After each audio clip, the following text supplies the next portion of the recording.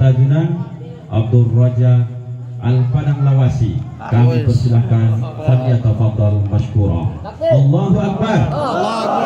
Allahu Akbar. Allahu Akbar. Sebelum beliau sampai ke sini, Bapak Ibu, kita terus takbir supaya tetap semangatnya mengalir. Allahu Akbar. Allahu Akbar. Allahu Akbar. Allahu Akbar. Allahu Akbar. Allahu Akbar. Allahu Akbar. Yang nggak enaknya itu 3 kali. ini kan main culik-culik aja, serban pun pinjam. Terima kasih Ustaz Warji, mohon izin. Bismillahirrahmanirrahim. Assalamualaikum warahmatullahi wabarakatuh. Alhamdulillahirabbil alamin, wassalatu wassalamu ala sayyidil mursalin sayyidina wa maulana Muhammadin sayyidil ghurril muhajjalin wa ala alihi wa sahbihi ajma'in. Faqala rabbi israh li sadri wa yassir li amri wahlul 'uqdatam min lisani yafqahu qawli. Subhanaka la ilma lana illa ma 'allamtana innaka antal alimul hakim. Hasbunallahu wa ni'mal wakil wa la haula wa la quwwata illa billahil aliyyil azim. Selalu tanamkan rasa syukur kehadirat Allah Subhanahu wa ta'ala yang sampai saat ini Allah masih titipkan nikmatnya kepada kita. Nikmat yang Allah berikan itu titipan, maka setiap titipan pasti diambil. Sebelum Allah ambil, maka syukuri. Ketika nanti kita lupa bersyukur, maka disitulah azab Allah itu turun kepada kita. Maka selagi nikmat itu ada dalam diri, selagi kurnia Allah itu ada dalam diri, jangan lupa kita untuk selalu meletakkan dahi kita di sajadah. Mudah-mudahan ketika Allah memanggil kita berada dalam keadaan husnul khatimah. Amin ya rabbal alamin.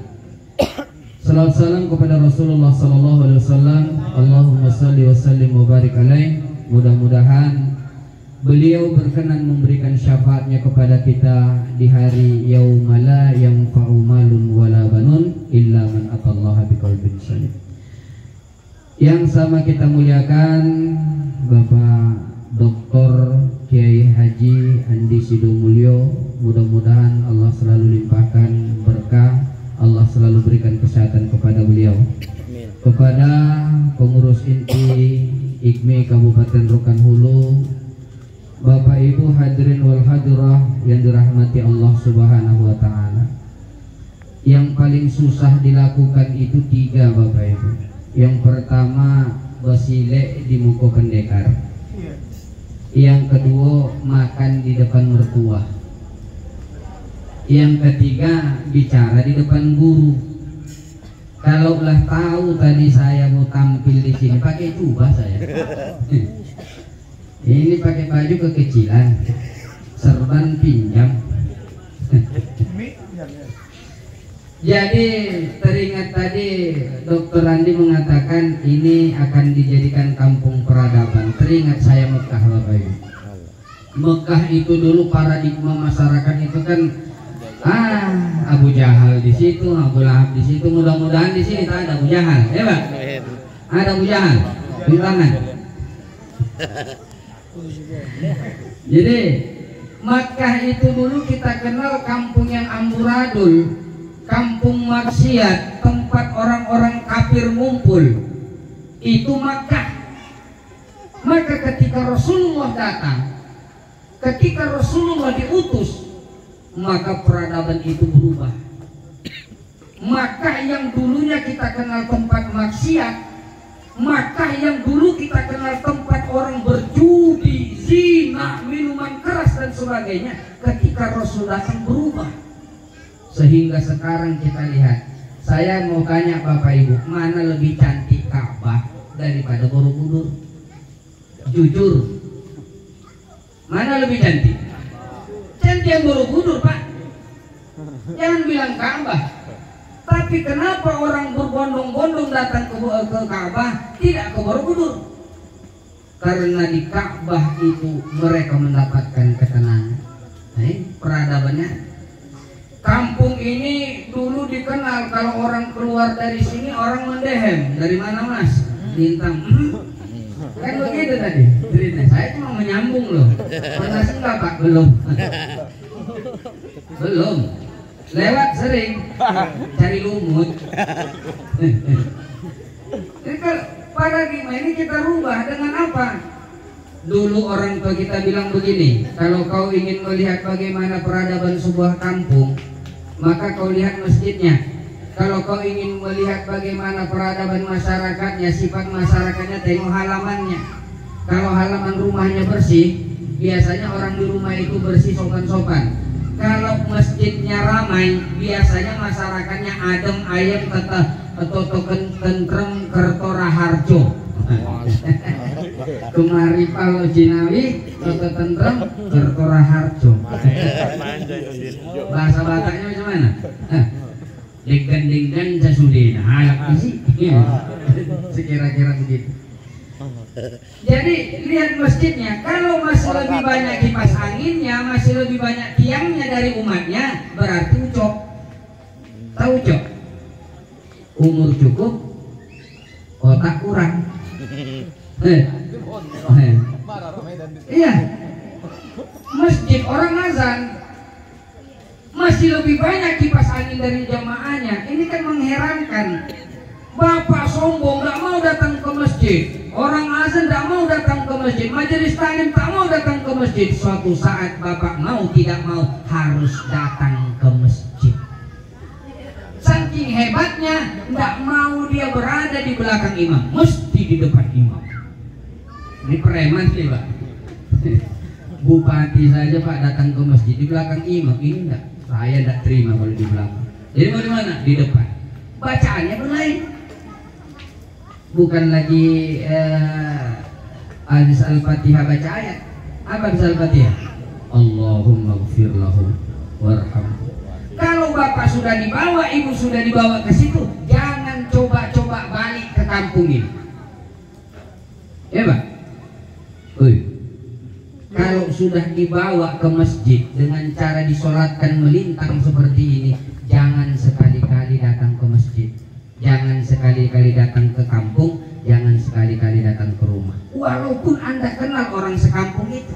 Bapak datang pakai pocong duduk di pinggir jalan, orang lewat bapak sapa, Mas Udin. Orang kan nengok, dia kenal saudara, tapi dia tahu saudara sudah mati. Dia samperin atau dia lari? Ibu, tetangga kita baru meninggal, nutup. Assalamualaikum. Siapa? Mas Udin. Yang mana? Mati botak. Yang mati botak. Ibu kira-kira baca apa? Allah la ilaha illallah. Ya, Bu. Jadi tumbuhkan rasa cinta dalam masyarakat itu dengan apa? Rasul bilang begini, "Man kana yu'minu billahi wal yawmil akhir falyukrim jarahu." Siapa yang iman kepada Allah? Iman kepada Allah dalam arti kata apa? Yakin bahwa Allah yang memberikan rezeki kepadanya, yakin bahwa Allah yang menghidupkannya, yakin bahwa Allah yang memberikan nikmat kepadanya. Dia iman kepada Allah di situ dan beriman kepada hari pembalasan Allah, maka dia muliakanlah tetangganya. Kalau memuliakan tetangga, kuncinya satu, apa? Buang sifat busuk kalang. Tahu sifat busuk kalang? Tahu Bapak Ibu sifat busuk kalang? Ada 3 saudara kembar tuh, si hasad, si hasid, si hasud.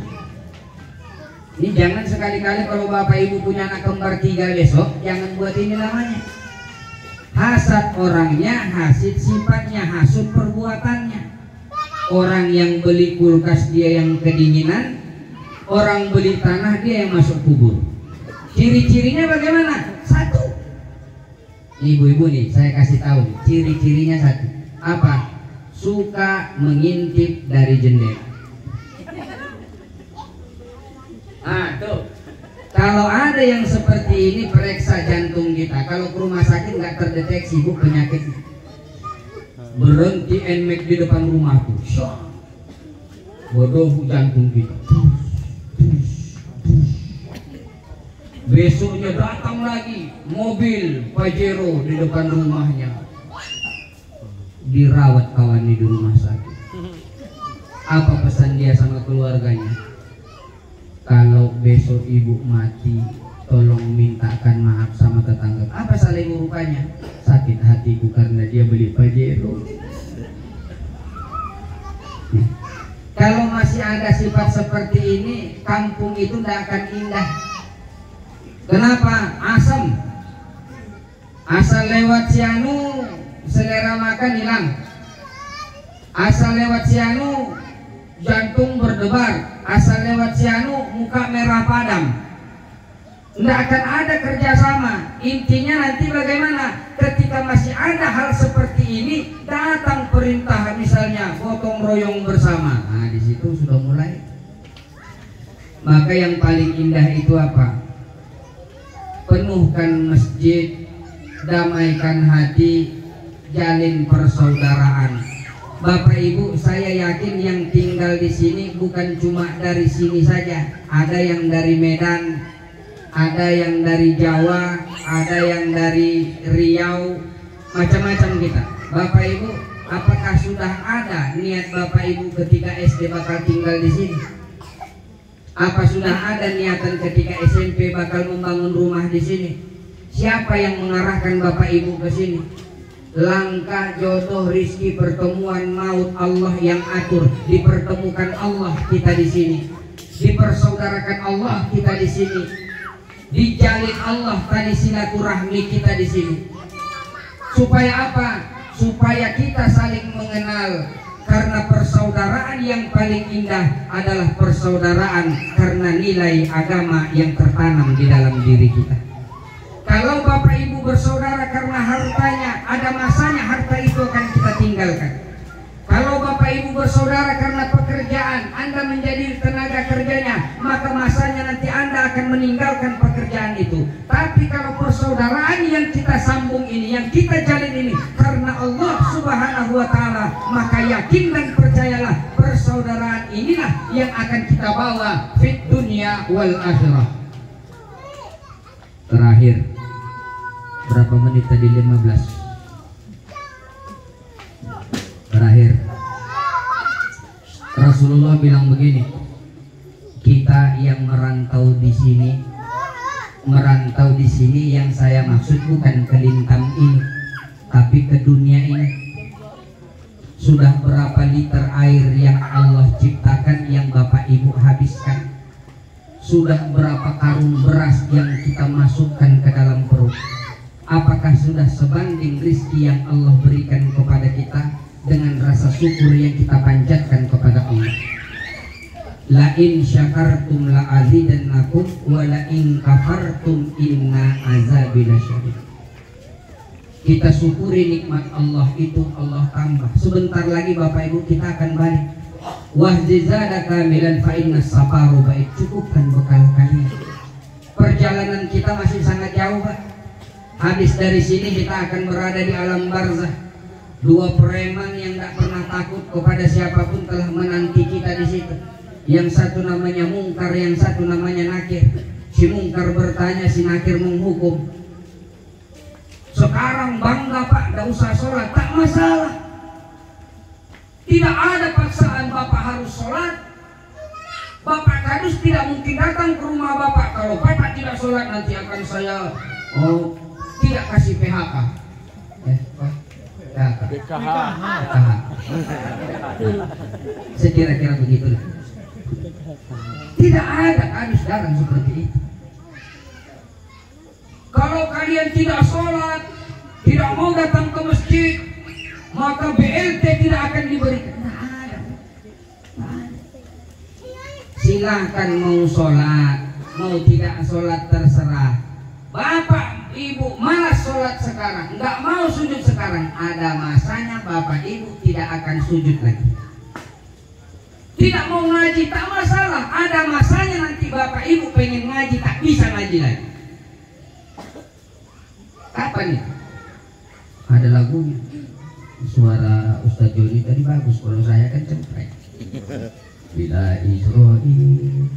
Itu coba Bapak Ibu ketika mau tidur nyanyikan itu kan gila. Lagu yang viral sekarang. Ciga bagi dua, ciga bagi dua, ciga bagi dua. Kalau tak ciga tak dibaginya. Lupakanlah lagu itu. Bila Israel dulu kenang-kenang, letakkan tangan itu di bawah kepala. Nyanyikanlah bila Israel datang memanggil, tiba-tiba kucing melompat di samping kita, kena kiri, bentar, terkejut nggak? Pikir sudah datang Israel. Wajizana kamilan fa inna safaru, cukupkan bekal kalian. Apa bekal yang kita bawa menghadap Allah Subhanahu wa taala? Sudah yakinkah Bapak Ibu sholat yang Bapak Ibu lakukan ini benar? Sudah yakinkah Bapak Ibu bahwa sholat yang kita lakukan ini mampu menjadi bekal yang kita bawa menghadap Allah? Yakinkah kita ibadah yang kita lakukan ini sudah diterima Allah? Walau tara idil mujrimuna nakisu apa itu? Tertunduk. Bahasa kitanya apa kalau bahasa sini? Naku. Nakisu naku. Tidak sanggup memandang. Kenapa? Malu di hadapan Allah. Polan, 70 tahun kau kuberikan kesempatan hidup di dunia. Kenapa sulit kau letakkan dahimu di sejadah? Kenapa kau payah mengangkat takbir? Padahal yang memberi makanmu adalah aku, kata Allah. Yang memberi nafas kepadamu adalah aku, kata Allah. Yang memberikan kesempatan hidup adalah aku, kata Allah. Kau sia-siakan itu semua. Sekarang kau balik tanpa bekal di hadapan. Apa kata kita? Nakisu. Permintaan kita apa? Rabbana absarna wa samina farjina na'mal soleh. Ya Allah, sudah kami tengok, sudah nampak sama kami kebesaranmu, sudah kami dengarkan peringatanmu. Farjina na'mal soleh, kembalikan kami ya Allah. Mungkin kita kembali? Tidak mungkin kita kembali. Penyesalan. Maka orang tua dulu sudah mengingatkan kita. Asam kandis, asam gelugur, kedua asam siriang-riang. Menangis mayat di dalam kubur, teringat diri tidak sembahyang. Sholat Pak, meskipun kau belum ikhlas. Sholat Bu, meskipun kau belum lancar. Masalah ikhlas, mati pun belum tentu ikhlas. Ini nasihat yang disampaikan oleh Syekh Mahmudin Pasaribu, tuan guru kita almarhum. Beliau mengatakan kalau nunggu ikhlas baru sholat sampai kiamat tak akan ada ikhlas. Kenapa? Karena setan sudah teken MOU, sudah teken kerjasama kontrak politik dengan Allah. Ya Allah, panjangkan umurku sampai kiamat. Aku ingin mencari anak cucu Adam agar menjadi kawanku di neraka. Apa bekal kita, Pak? Bekal terbaik itu wa tazawwadu fa inna khairaz zadi taqwa. Sebaik-baik bekal takwa kepada Allah Subhanahu wa taala. Mudah-mudahan niat kita membangun kampung ini menjadi kampung peradaban dijabah Allah Subhanahu wa taala. Dengan catatan, jadikan masjid sebagai lumbung, jadikan masjid sebagai sentral. Jangan cuma masjid kita jadikan tempat sholat, tapi jadikan masjid sebagai pusat peradabannya. Supaya apa? Ada aturannya. Masuk masjid ada aturannya. Tidak semua orang boleh masuk masjid. Kau mau masuk masjid, wudhu dulu. Bagaimanapun keadaanmu, jangan sekali-kali kau buang angin di dalam masjid. Ada aturannya. Jadikan masjid itu sebagai peradaban, jadikan masjid sebagai pusat pendidikan. Kalau terjadi ini, maka insya Allah apa yang kita niatkan, apa yang kita cita-citakan pasti akan terwujud. 1, 2, 3, 40 tahun yang akan datang, mungkin di masa kita belum, tetapi anak cucu kita nanti akan menikmati perjuangan yang kita lakukan. Sekali lagi, mudah-mudahan apa yang tertanam dalam diri Bapak Dr. Kiai Haji Andi Sidomulyo beserta masyarakat di sini didengar Allah Subhanahu wa taala. Amin ya rabbal alamin. Mungkin ini saja yang dapat saya sampaikan karena nasi sudah menunggu kita dan saya pun memang dalam keadaan lapar.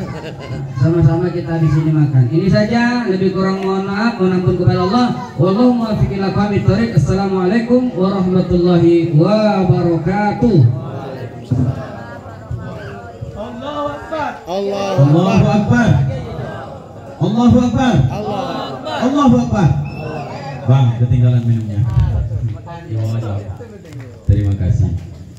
Besok kalau berlanjut program ini Pak Kiai, apakah di Masjid Ma'as Sabirin atau di Masjid Al-Hijrah atau di pendopo ini, nanti tinggal kami susun saja programnya, maka nanti semua akan dapat jadwal untuk memberikan acara tausiah dalam rangka tabligh akbar.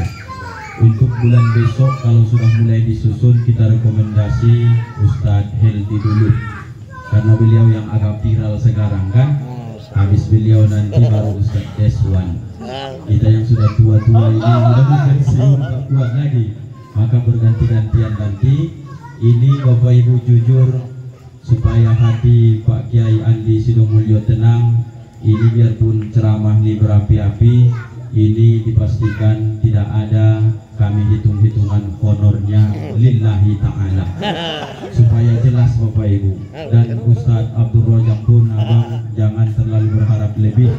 Ini tidak ada ini tanda tangan kontrak, murni. Kalau biasa dalam sebulan kita berceramah sampai 12 ataupun sampai 20 kali, sesekali kita belajar dulu untuk ikhlas lillahi ta'ala. Kalau seandainya penceramah nanti ada honornya, saya juga termasuk yang menuntut sebagai MC, boleh juga dikasih honornya. Tapi kalau satu tidak ada honornya, semua jangan dikasih honornya.